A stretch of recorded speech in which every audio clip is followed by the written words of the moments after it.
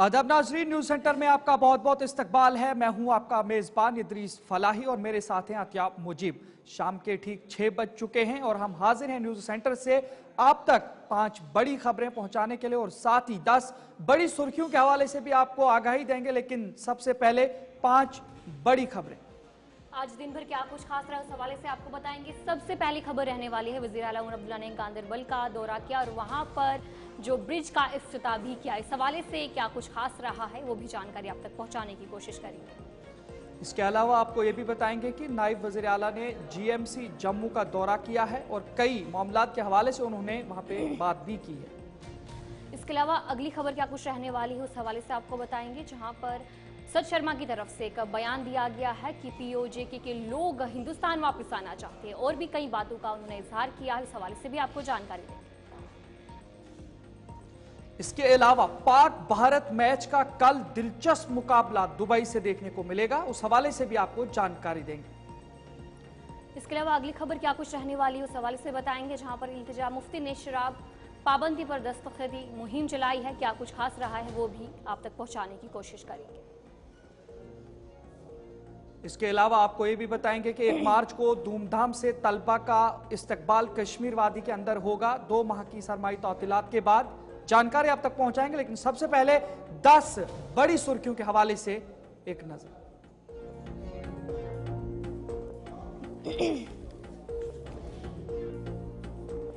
वज़ीर आला उमर अब्दुल्ला ने किया गांदरबल का दौरा, एक हाल कंगन पुल का किया इफ्तिताह।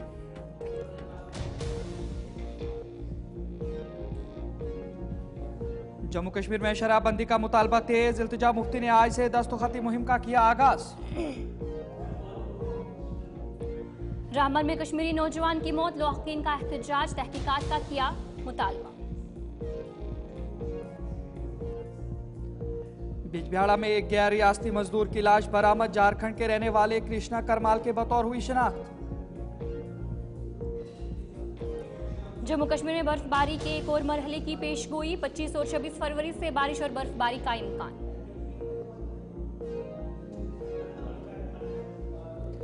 मध्य प्रदेश में रेप के इल्जाम पर गिराया गया शफीक अंसारी का घर, अदालत से हैं बरी, अब इंसाफ की कर रहे हैं मांग। बिहार में RJD रहनुमा बीमा भारती के घर चोरी, कीमती मूर्ति, जेवरात और दीगर अशिया गायब।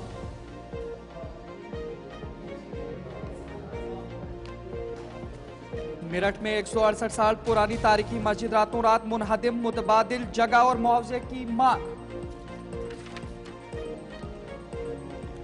उड़ीसा में रेल हादसा, मालगाड़ी के 3 डब्बे पटरी से उतरे, रेल खिदमत मुतासिर। मौसम ने फिर ली करवट, 13 रियासतों में तेज हवा के साथ बारिश और बर्फबारी का अलर्ट जारी।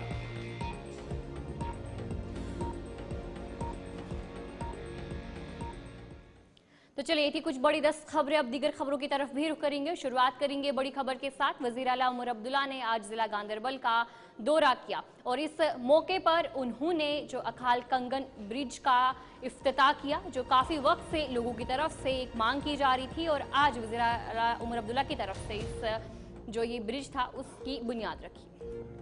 पुल की संगे बुनियाद साल 2008 में रखी गई थी और 2012 में इसका काम शुरू किया गया था। ताहम किसी वजह से ये पुल की जो काम है वो रुक गया था। अब पुल मकीनों की मुश्किलात का इजाला करेगा। इस हवाले से एक बहुत बड़ी खबर गांदरबल के इलाकों के लोगों के लिए है। वज़ीर आला उमर अब्दुल्ला ने जिंदर गांदरबल के खाल कंगन पुल का इफ्तिताह करके अवाम के नाम वक्फ किया है। खाल पुल की संग बुनियाद साल 2008 में रखी गई थी और इस पर काम 2012 में शुरू किया गया था। ताहम कुछ वजूहात की बिना पर पुल की तामीराती काम बंद हो गया था। ताहम गुज़िश्ता बरस पुल का काम मुकम्मल करके इसको आजमाइशी तौर पर आमदरफ्त के लिए खोल दिया गया था। खाल पुल इस इलाके की देरना जरूरत थी, जहां मुनासिब क्रॉसिंग ना होने की वजह से लोगों को काफी मुश्किलात का सामना करना पड़ रहा था। जी हाँ, बिल्कुल। इस पुल की कुल लंबाई 84 मीटर है और 2008 में मंजूरी मिली थी और JKPCC ने 8.96 करोड़ रुपए की तखमीना लागत से तामीराती काम शुरू किया था।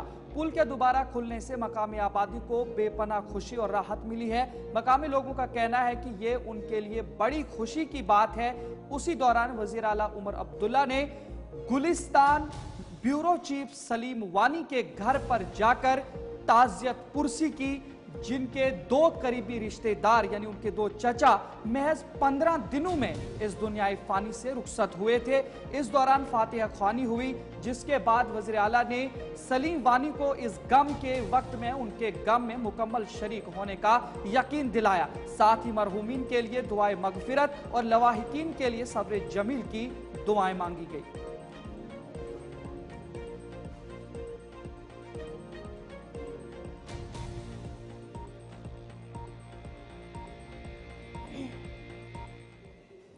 आगे बढ़ जाएंगे, अगली खबर की तरफ रुख करेंगे। नायब वजीर आला ने गवर्नमेंट मेडिकल कॉलेज जम्मू का आज दौरा किया। महकमा सेहत के आला अफसरान से तबादला ख्याल इस मौके पर किया। जम्मू में दहशत भरे गैंग वॉर्स पर उन्होंने तशवीश का इजहार किया है। लेफ्टिनेंट गवर्नर मनोज सिन्हा को भी इस मसले पर तवज्जो देने के हवाले से उन्होंने बात की। इसके अलावा उन्होंने जम्मू कश्मीर पुलिस और अफसरान पर ये कहा कि उन्हें काम करने की जरूरत है और लोगों का उन पर एतमाद भी है। नायब वजीर आला सुरेंद्र कुमार चौधरी ने आज गवर्नमेंट मेडिकल कॉलेज जम्मू का दौरा किया। इस दौरान उनके साथ महकमा सेहत के आला अफसरान भी मौजूद रहे। इस दौरान सुरेंद्र चौधरी ने कहा कि जम्मू में जो गैंगवार है वो लगातार देखने को मिल रही है, जिस पर फौरी तौर पर काम करने की जरूरत है। उनका कहना था कि पुलिस को इस पर सख्त कार्रवाई करनी होगी और लेफ्टिनेंट गवर्नर को भी इस मसले पर तवज्जो देनी चाहिए ताकि आवाम का अमन और सुकून बरकरार रखा जा सके। उन्होंने कहा जम्मू कश्मीर पुलिस और अफसरान पर लोगों का एतमाद बहाल करना भी जरूरी है।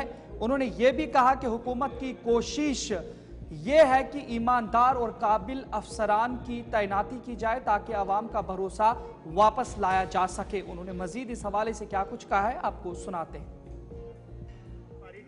मैंने कहा जब नाकाबिल ऑफिसरों को लगाएंगे हम, जब नाकाबिल SHO लगाएंगे तो आप यही चीजें उम्मीद कर सकते हैं। इसलिए अच्छे ऑफिसरों को लगाइए। जम्मू कश्मीर की पुलिस ऐसी नहीं है, ये बाहर की पुलिसों की तरह नहीं है। जम्मू कश्मीर की पुलिस जिसने उग्रवाद देखा, उग्रवाद से लड़ी, इतने सालों साल लड़ी और कुर्बानियां दी, बहुत बहादुर पुलिस है। लेकिन फर्क इतना है कि चंद चमचों को आप थानों में लगा दोगे, चंद चापलूसों को पोस्टिंगें दे दोगे और अच्छे लोगों को साइडलाइन करोगे तो फिर यही शहर की हालात होगी। और लेकिन उम्मीद करेंगे कि ये जो बच्चे पे शुक्र भगवान का कि ये अमीर बच गया, जान बच गई। और हम उम्मीद करेंगे कि पुलिस और DG साहब और LG साहब इस पे पूरा सख्ती करेंगे और ये आखिरी हमला होगा, ये आखिरी क्राइम जम्मू शहर का होगा, ये उम्मीद करते हैं। Thank you. लोगों का जो विश्वास है वो सरकार पर भी है। मैंने यही कहा कि पुलिस को अपना विश्वास बढ़ाना पड़ेगा। पुलिस को एक मिनट भैया, पुलिस को अपना विश्वास बढ़ाना पड़ेगा, वरना आपने ठीक कहा कि जिस तरीके के क्राइम रेट बढ़ रहा है, जिस तरीके से चिट्टा और नशा बढ़ रहा है जम्मू के अंदर, पुलिस का विश्वास लोगों का उठ रहा है पुलिस से। तो पुलिस के डिपार्टमेंट को जो उनका इतिहास रहा है उस इतिहास को याद करके अपने आप को संभालना पड़ेगा और लोगों को का विश्वास।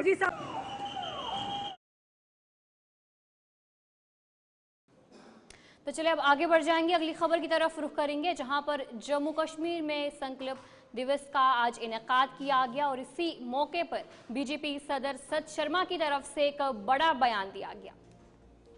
जी बिल्कुल, आपको बताएंगे POJK के लोग भारत का हिस्सा बनना चाहते हैं, ये सत शर्मा ने एक आज बड़ा बयान दिया है। उन्होंने ये भी कहा वजीर आजम मोदी ने दफा 370 और 35 से हटाकर वाज़ेह पैगाम दिया है। और ये एक बड़ी खबर देखने को मिल रही है जहां पे सत शर्मा ने बताया है कि जो गिलगित बाल्टिस्तान के लोग हैं वो भारत के साथ जुड़ना चाहते हैं। जम्मू कश्मीर संकल्प दिवस पर बीजेपी सदर सत शर्मा ने कहा कि POK के लोग भारत का हिस्सा बनना चाहते हैं और अब खुलकर पाकिस्तान के खिलाफ अपनी नाराजगी जाहिर कर रहे हैं। उन्होंने कहा कि वज़ीर-ए-आज़म नरेंद्र मोदी ने आर्टिकल 370 और 35A को खत्म करके और सर्जिकल स्ट्राइक करके पाकिस्तान को वाज़ेह पैगाम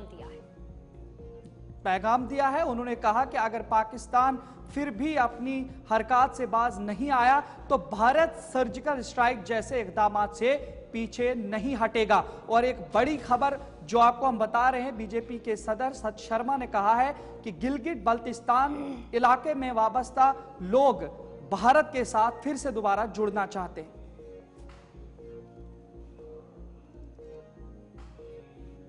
देखा है कि 2016 में जब जरूरत पड़ी, 2019 में जब जरूरत पड़ी देश के प्रधानमंत्री जी ने के प्रयासों के चलते आज मैं ये मानता हूं कि लड़ते तो सैनिक है, इसमें कोई दो राय नहीं, लेकिन पीछे कोई हौसला देने वाला होता है। आप लोगों ने देखा कि किस तरीके से उनके टेरिस के जो लॉन्चिंग पैड थे उनको तबाह किया गया, एयर सर्जिकल स्ट्राइक होती है। वो एक कारण यही था कि जरूरत थी, उस समय की जरूरत पड़ेगी तो मेरा मानना है कि भारत सरकार किसी भी तरीके से जो है वो पीछे नहीं है। सरकार ने हमेशा से कोशिश की है, 1965, 1971, 1999 कारगिल का युद्ध, सीमा पार से अपने सैनिक भेजने की प्रक्रिया, छद्म युद्ध के माध्यम से, प्रॉक्सी वार के माध्यम से, हर बार उन्हें जब मुंह की खानी पड़ी तो आज उनको लगता है कि सीमा के पार से वहां टेररिस्ट जो है वो भेजे जाने चाहिए। यहाँ का वातावरण खराब हो, इसके लिए पाकिस्तान द्वारा जो है हमेशा से प्रयास किए जाते हैं, लेकिन हर बार उनको मुंह की खानी पड़ती है। और आज का वातावरण हम सब जानते हैं, एक अच्छा वातावरण, खासतौर पर 370 हटने के बाद, 35 से हटने के बाद जम्मू कश्मीर का वातावरण एक ऐसा वातावरण बना है जिसके बारे में कभी हम लोग सोचते थे। इस अच्छे वातावरण को भी खराब करने की कोशिश पाकिस्तान द्वारा की जा रही है, लेकिन आज ये मान के चलिए कि सीमा के इस तरफ जो हमारे सैनिक हैं, किसी भी तरीके से सीमा पार के पाकिस्तान के सैनिकों की किसी भी कोशिश को जो है वो नाकाम करें।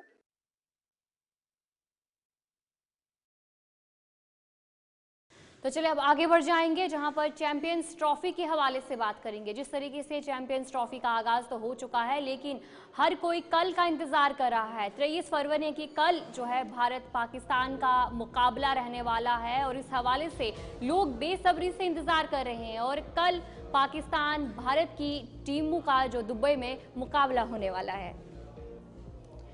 जी बिल्कुल, एक बहुत बड़ी खबर बता रहे हैं आपको। कल का दिन उसका इंतजार है सबको। शायकीन क्रिकेट में खुशी का माहौल भी है। चैंपियंस ट्रॉफी का 19 फरवरी से आगाज हुआ था और अब कल दुबई में हिंदुस्तान और पाकिस्तान की टीमों का बाकायदा तौर पर एक दूसरा का सामना होगा। जी बिल्कुल, चैंपियंस ट्रॉफी का आगाज 19 फरवरी से पाकिस्तान और न्यूजीलैंड के दरमियान खेले गए मैच के जरिए हो गया था, जिसमें पाकिस्तान ने ट्रॉफी के इफ्तिताही मैच के दौरान ही शिकस्त खाई थी। ताहम इस टूर्नामेंट का सबसे बड़ा मैच 23 फरवरी यानी कि कल एतवार को खेला जाएगा, जो भारत और पाकिस्तान के दरमियान एक लंबे अरसे के बाद देखने को मिलेगा।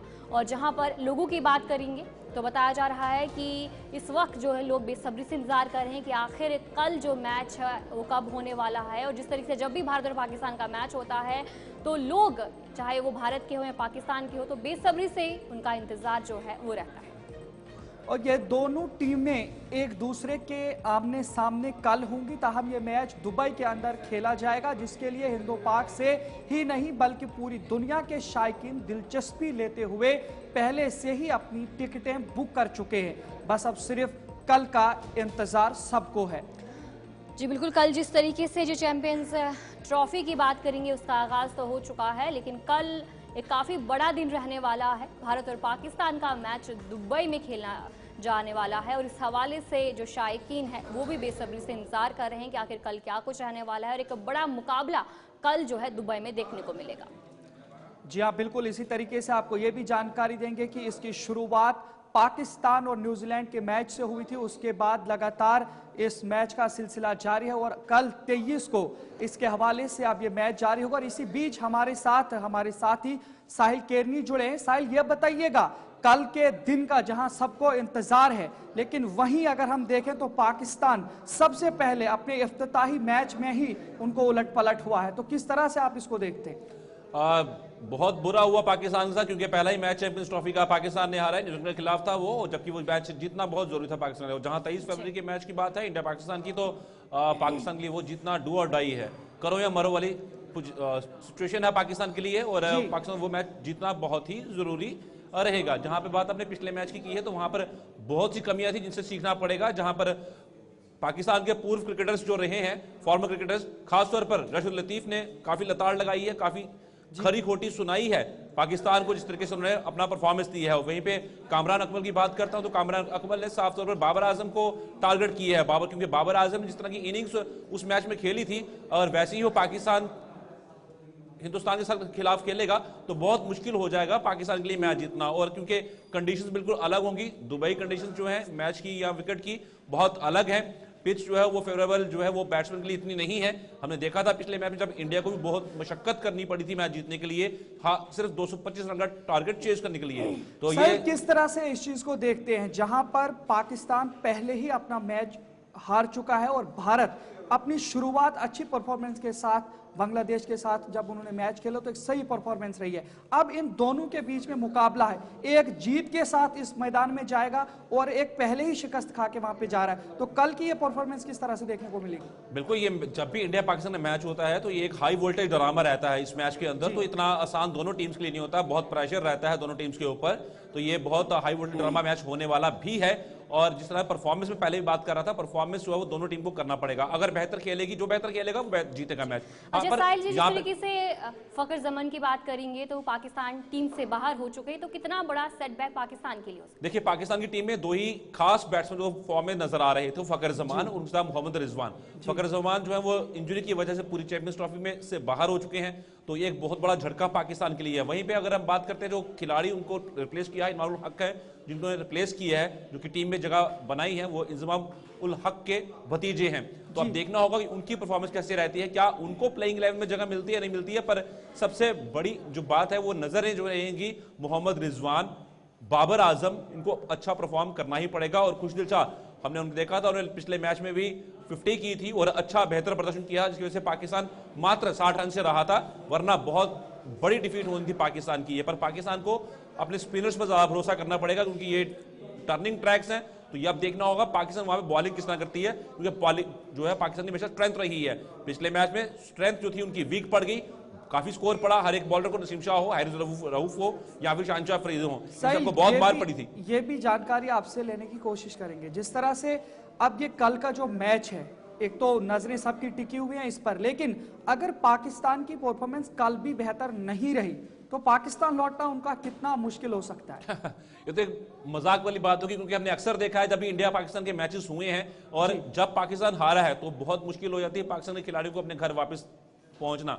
वो तो कभी कभार तो ऐसा भी होता है कि दो खिलाड़ी या एक खिलाड़ी जो है वो कुछ दिन के बाद जो है वो अपने घर पहुंचते हैं, तो ये मतलब एक अलग मेंटेलिटी है वहां पे लोगों की, तो उसको सीधा करना बहुत जरूरी है, क्योंकि क्रिकेट मैच है, उसको मैच की तरह ही लेना चाहिए। ये कोई हारता है कोई जीतता है, तो अब वो देखेंगे कौन हारता है कौन जीतता है। पर अगर पाकिस्तान हारती है, मोहसिन नकवी जो कि पीसीबी के चेयरमैन ने साफ कहा था सिलेक्टर्स को कि अगर मैच हारे तो सब रिस्पॉन्सिबिलिटी जो है सिलेक्टर्स की है। 3 बार उन्होंने लिस्ट भेजी अभी, और तीसरी बार जाके जो थी पीसीबी चेयरमैन ने अप्रूव की थी 15 का स्क्वाड जो था पाकिस्तान टीम का। तो आप इसी से सोच सकते हैं कि किस लेवल पर ये मुकाबला है, किस लेवल पर ये चैंपियंस ट्रॉफी है पाकिस्तान के लिए। साहिल केटी जानकारी देने के लिए। तो नाजरीन, जिस तरह से आप सब लोग भी इंतजार कर रहे हैं, लेकिन इसी बीच में साहिल केटी ने एक अच्छी बात की कि खेल को खेल तक ही महदूद रखा जाना चाहिए, लेकिन वहीं अगर पाकिस्तान शिकस्त खाता है तो उनके खिलाड़ियों को वहां जाना कितना मुश्किल होता है। लेकिन अब देखना यह है कि कल के मैच में क्या कुछ होता है।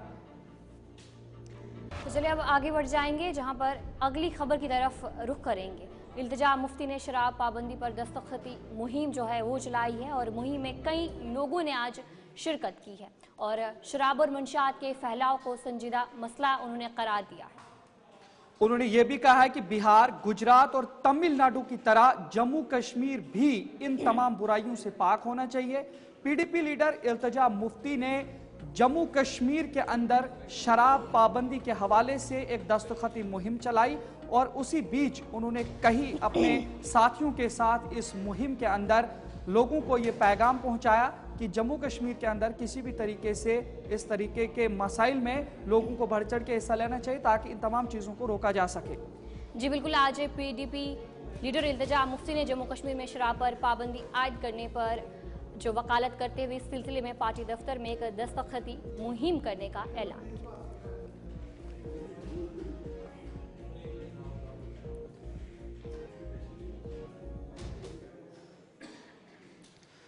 खबरों का सिलसिला यूं ही जारी रहेगा। फिलहाल वक्त एक छोटे से ब्रेक का, ब्रेक के बाद जल्द हाजिर होते हैं।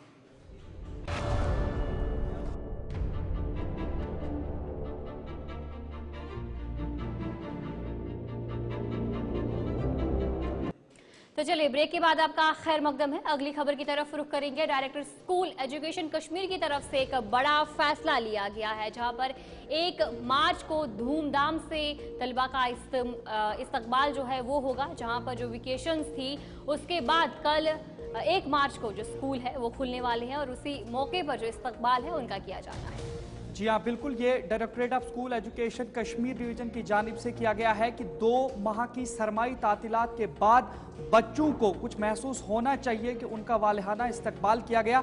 इसलिए तमाम स्कूलों के अंदर इंतजामात करने के हवाले से उन्होंने हुक्मनामा जारी किया है, सर्कुलर जारी किया है और साफ तौर पर वजाहत की गई है कि जितने भी तलबा स्कूलों के अंदर लौटेंगे उनका वालिहाना इस्तकबाल किया जाना चाहिए। और ये जम्मू कश्मीर के अंदर अब पहली बार ऐसा देखा जाएगा जब बच्चों को सरमाई तातीलात के 2 महीने के बाद स्कूलों और इदारों के अंदर उन्हें वालिहाना इस्तकबाल गर्मजोशी के साथ किया जाएगा। तो फिलहाल न्यूज़ सेंटर में इतना ही। गुलिस्तान न्यूज़ पर खबरों का सिलसिला जारी रहेगा। मुझे और आतिया मुजीब को इजाज़त दीजिए। अल्लाह हाफिज़।